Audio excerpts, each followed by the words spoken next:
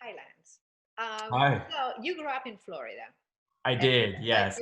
so I presume you were familiar with the villages. So what was your relationship with the community prior to making the film, and why you decided to make a movie about it?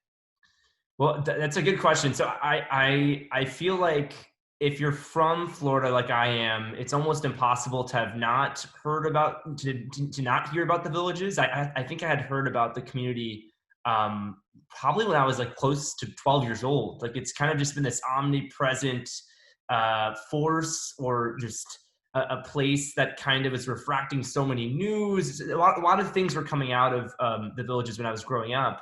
One of the, and I think there was a tendency, especially within, I think especially within local news and sort of people who didn't live in the community, to report on all of the hedonistic activities about the place. So growing up, I had heard stories about how there was like the highest, one of the highest concentrated rates of STDs were coming out of villages, something that I later learned like wasn't true.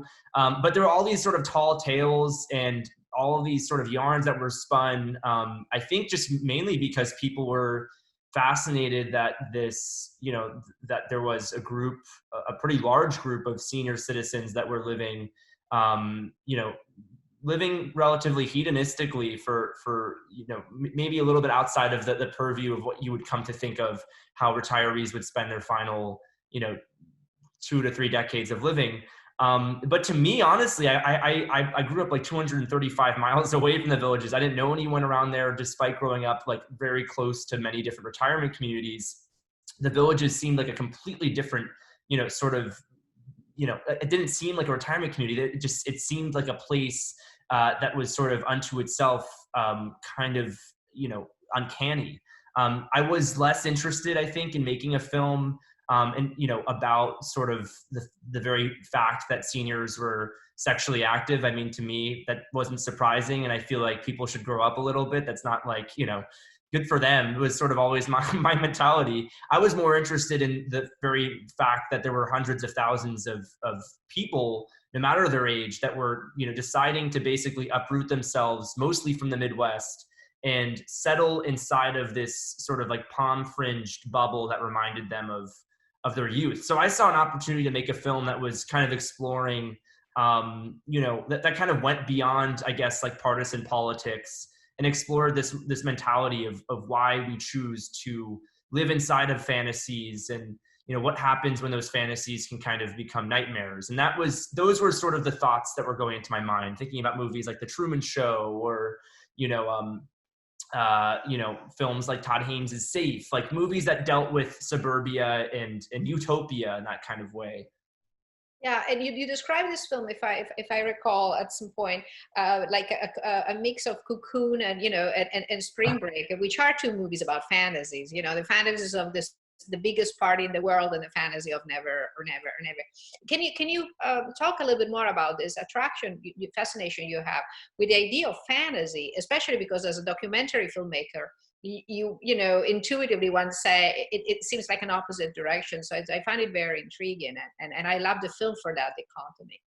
Well, thank you. That means a lot coming from you. Yeah, I think it's like, I think when I almost regret mentioning Cocoon meets Spring Breakers, just because I feel like when you think of Spring Breakers, which is a fantastic film in my mind, I think your mind kind of drifts to the hedonism of that exists in that movie. But I think for what you're describing, you're exactly sort of nailing why I was thinking about that film initially. I think like that film is concerned or explores this sort of like, I guess a fantasy, or a kind of calls a paradise into question.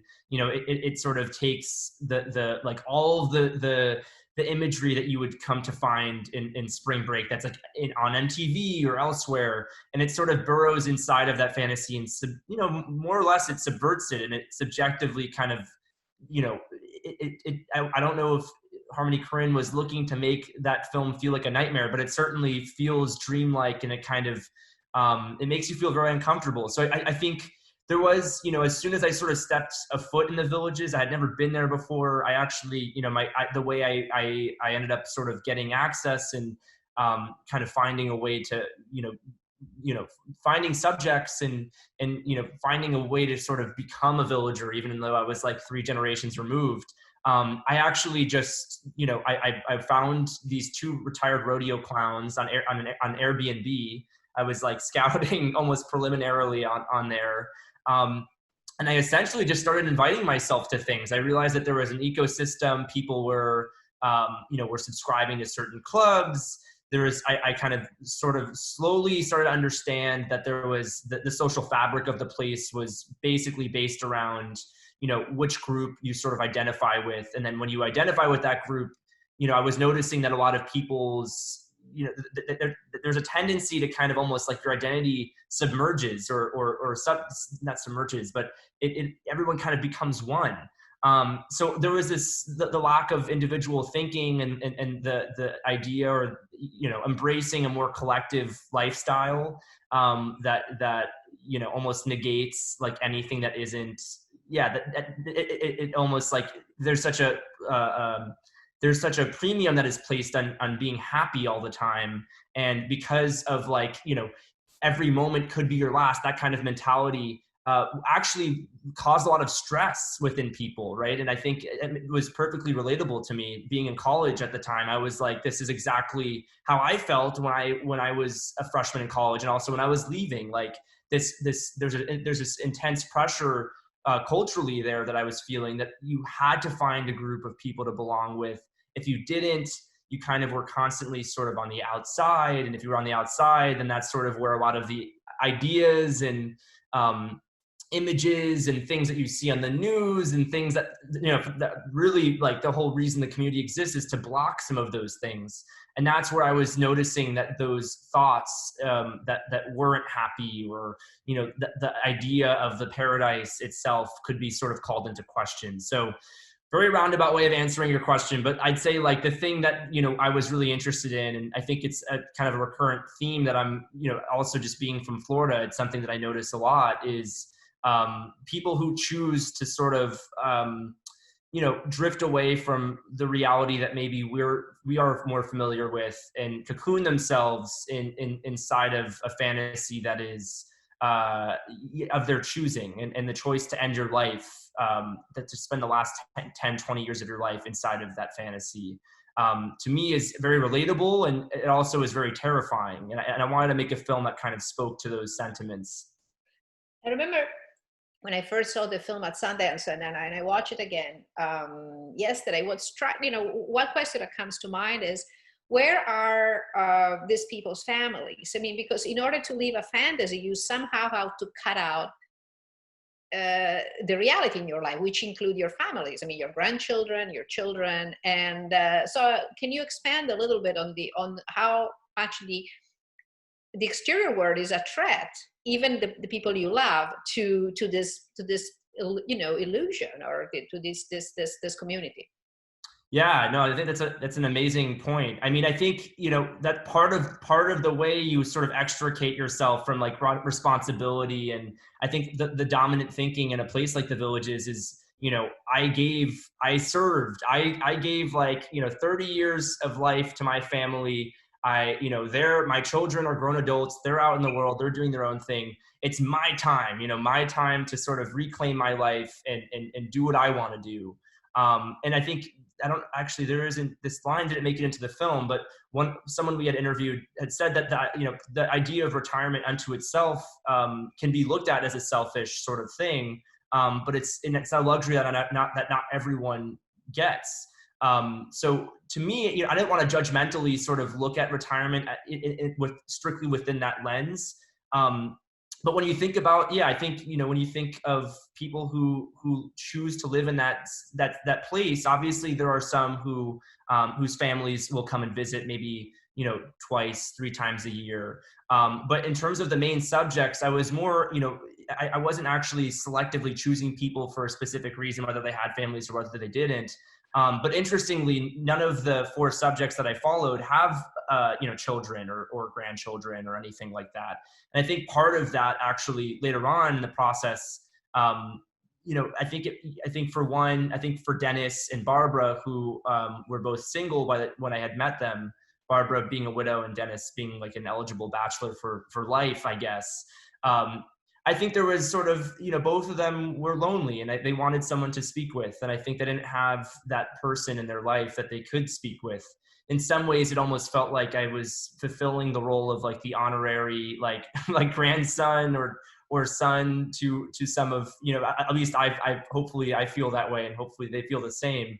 But I think even like that, those relationships that I built with them, with the main subjects of the film, they, I speak with every subject, like Dennis, Barbara, Reggie, and Ann. I speak with them once a week. So it's sort of like that relationship, this almost familial bond that we all kind of cultivated, carries on. But going back to your question, though, I think there's definitely something there, and I think the types of thinking of more or less reclaiming your life, desiring of a place where you can where age, roughly doesn't really mean anything anymore.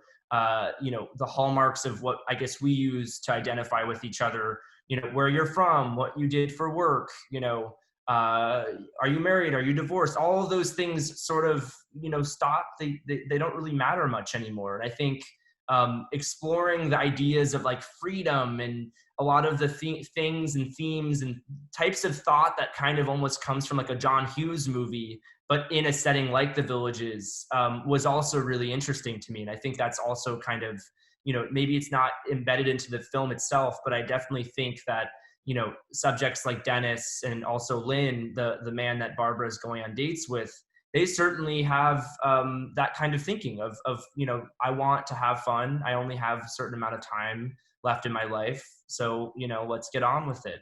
And I think that's kind of interesting. How did you identify the characters whose stories did you want to tell, and how easy was to penetrate this community and convince them to share their lives with you? It was interesting. I met each subject in different ways. So I met Barbara actually the first night I was in The Villages. I actually went to one of the acting clubs that they had there. I was just going down. I printed a list of like every single club, from the Elaine is Our Name club to like, the cheerleaders to the actors. And I thought to myself, if I'm going to find folks who are probably not afraid of a camera and are actually probably interested in the idea of being in a documentary that does require some performance in some ways, I might as well go to the acting club. So I showed up, I introduced myself, I gave a little spiel about how, I didn't really know what I was doing in The Villages yet. I wasn't sure what the lens of my film would become. But I was fascinated by the place, and I wanted to talk to people who thought they had interesting stories. And I was sort of looking around after I gave this speech, and then Barbara she came up to me like almost immediately and told me about her husband, who at the time was like, I think about 2 or 3 weeks away from passing away. And she told me that she wasn't having the best of times, that she was kind of, stuck inside of almost like the fantasy or the picture perfect postcard that she saw on TV, that the way the place marketed itself was more like a prison, and she couldn't leave because she had this house and she had, she was still working. So I thought that was, I immediately was sort of drawn to Barbara. Dennis, I met at a singles function, like a singles club, and he gave me a business card that said celebrity handyman and personal companion for hire. And at the time I was just like, I had no idea what to make of that. I honestly, like, I kind of filed it away in the back of my mind. He was living with someone when I first met him, and it was only into a year later, I actually just kind of was following up with a bunch of different people. A year into shooting, I gave him a call, and then I realized he was living in a van, and he wasn't so forthcoming at first about where he was living and how he was living. And, as soon as I got to his van, I saw it, he kind of just spilled the beans on what his whole MO in life is, which is, funnily enough, kind of like Barbara. I feel like he has this sort of script in his mind of, if you meet him at a bar, and you kind of get to talking to him for a little bit longer, he'll tell you that he's interested in finding, you know, like a wealthy woman to shack up with or something. Like, it's just part of his whole act of being you know, how he presents himself in everyday life. And Reggie and Anne, you know, I met Reggie I was filming at basically a restaurant that it's almost like a Chili's that turns into a like sort of a singles bar at night where people tend to hook up with each other and stuff like that. I was filming with a different subject, and there was this man who was bald, and he had these strobe gloves on, and he was doing Tai Chi on the dance floor, and he noticed us, and he kept kind of, you know, he kept walking in front of the camera and kept kind of blocking our shots. And I asked him, you know, I was kind of amazed what he was doing, but I had no idea who he was. We were filming with someone else. So I was like, you know, please stop. And then Reggie, you know, this man was Reggie. He told me that he didn't understand why we were filming with this person. We should be filming with him because he should be the star of our documentary. And then I was like, whoa, okay, like, interesting. But again, with Reggie too, it was almost like I was getting to know him, but it was only very clear to me that, you know, that he should be, you know, that like his life, everything that was going on, was all further complicated when I first met Anne, because I had no idea that he was married when I first met him. And I'd say with, you know, out of everyone that we were sort of filming with, Anne was probably the only one who, at least at first, was, you know, almost less performative. And she, you know, it took some time, as you would expect, to just, you know, get to know each other. And I think, you know, I think Anne is like an extremely brave and very, you know, not every single person in the world would be open to having a documentary crew following you around while your marriage is sort of, you know, on the rocks. So I think with Anne, it took a fair amount of time of just getting to know each other, and many meals, many glasses of wine, you know, us being extremely transparent about what we were trying to capture, how it would be framed. You know, we didn't want to make Reggie look like some, you know, absolute just terrible person. We weren't doing the Jerry Springer show. We wanted to give sort of a, you know, a realistic but complex portrait of what a marriage could look like when, you know, at that age, and especially with two very different people. So that was sort of how all those relationships kind of came together. And yeah. Can you tell us a little bit how the visual scheme of the film applies to this fine line you're walking between reality and fantasy? Because it's clearly very beautifully rendered. Thank you. Yeah, I think I mean, you know, part of when we first got there, and when I was living in the villages, and this is also just like, you know, a testament to the cinematographer I was working with, David Bullen. We both just were kind of amazed by how manicured the place was, you know, and how, you know, it almost, you know, like we were looking at photo books. There's a photographer, Larry Sultan, who wrote something his photos were amazing.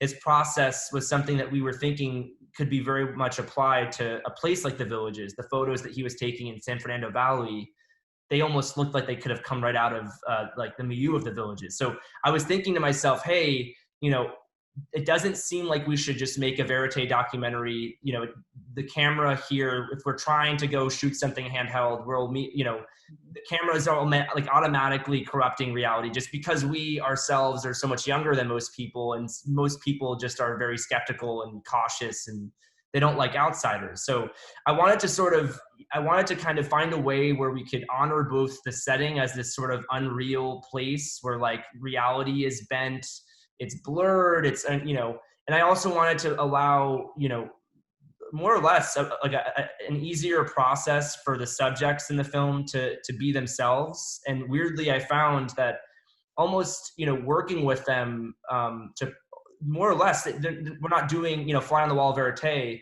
I'm setting up a shot, and I'll be observing something that will happen in the previous day, and I'll basically like direct them, and they'll work with me, and basically, you know, almost like a form of reenactment. Well, you know, Barbara, if she's on, you know, I would, you know, tell me that she would be eating lunch where she'd eat meals and she would kind of be looking at videos of her wedding day, and little interview things that I would hear in an interview and say, hey, that sounds really interesting, you normally do this, can we film it? It may feel a little awkward, but let's do it that way.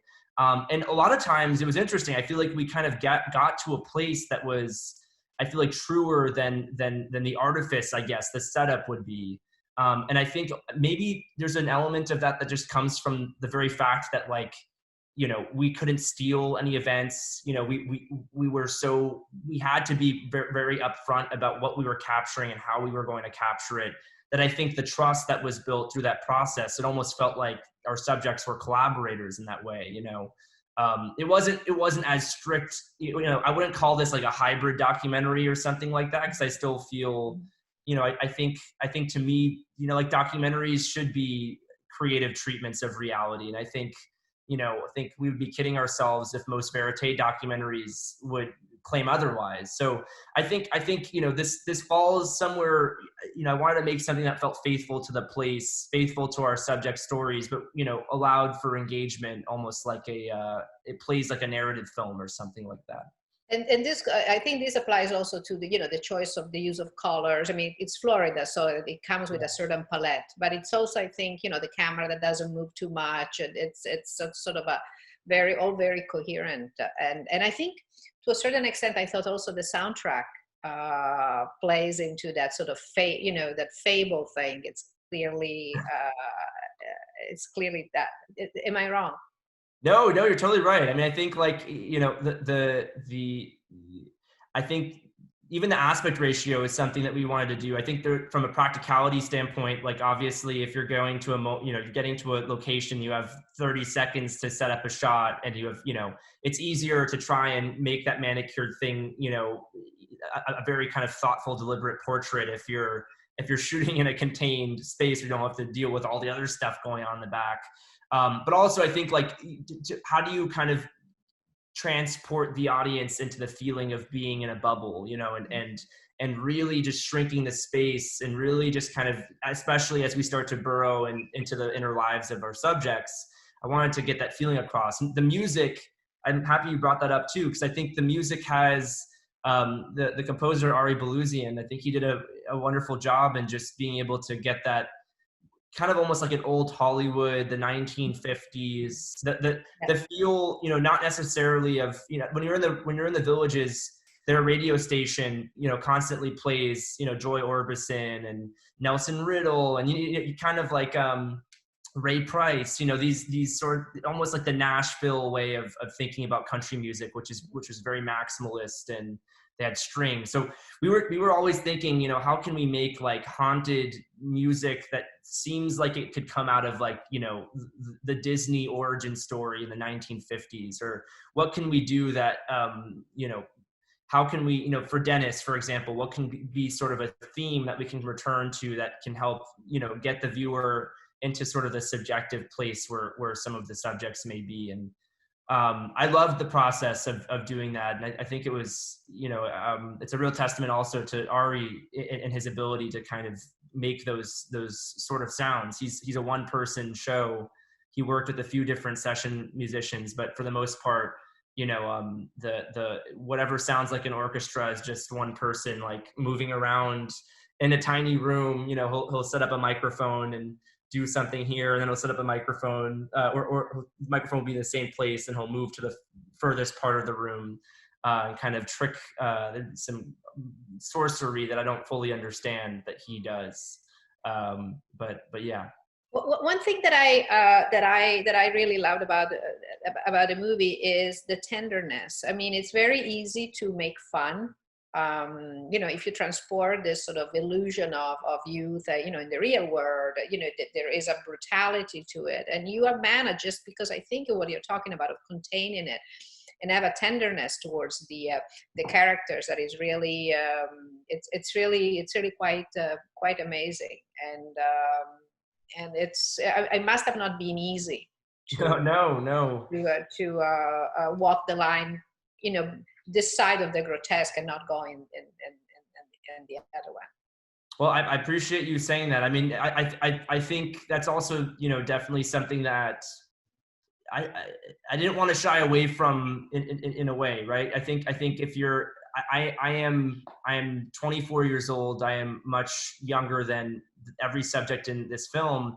That setting, that place was never designed for someone, you know, of my generation. It was designed to simulate the 1950s, and it was designed to appeal to the baby boomers. So I wanted to sort of, despite even the political leanings and I guess the racial homogenous, you know, the place is so racially homogenous. There are obviously elements of the place that I didn't necessarily, I mean, I very much did not agree with.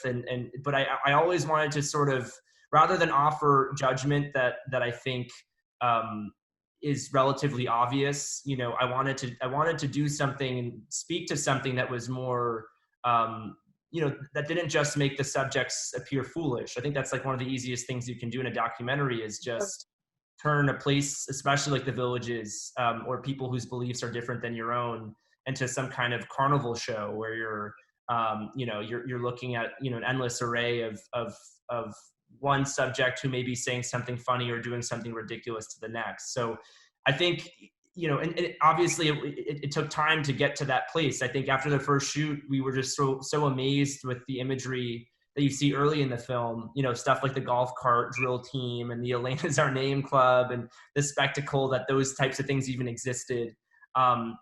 But as we spent more time there, I think the distance that we felt, you know, maybe more, or the judgment that we felt, you know, I think we were able to sort of keep it in check and just be able to observe. And I think ultimately, like the stuff that I was more interested in, you know, rather than condemning someone or making someone, you know, having the audience laugh at someone, I was more interested in trying to get people to not look at these people as old people, but just as people. And, you know, the fact to me that the human struggle continues to exist in very existentially familiar ways at that age, that doesn't just deal with health problems. These deal with, you know, questions of love and questions of fulfillment and the attempts to start and find happiness in new ways.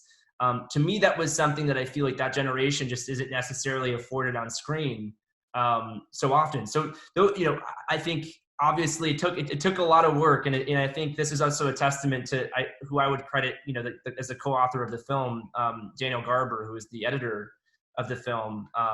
He and I really worked together to try and tease something out that just wasn't that wasn't so pat and neat and dismissive, I think. Well, thank you so much, Lance. I think this is great, and thank you again for participating in this, both for, you know, Hamptons Doc and for the Sag Harbor Cinema.